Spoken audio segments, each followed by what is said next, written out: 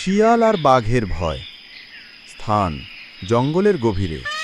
একদিন জঙ্গলের এক কোণে শিয়াল খুঁজে বেড়াচ্ছে খাবার। হঠাৎ সে শুনতে পেল একটা গর্জন, ঘ্রর। সে চমকে উঠে পিছন ফিরে দেখে বিশাল এক বাঘ, চোখ লাল, দাঁত ধারালো।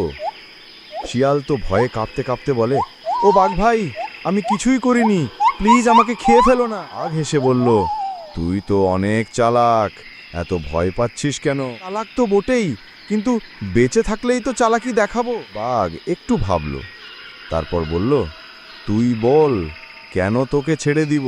শিয়াল তৎক্ষণাৎ বলল, তুমি যদি আমাকে খাও তবে আমার সব বান্ধবীরা রেগে যাবে, তারা সবাই তোমার পিছে লাগবে।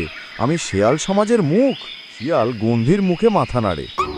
বাঘ একটু ভয় পেল, যদি সত্যিই শিয়ালের পেছনে একটা দল থাকে।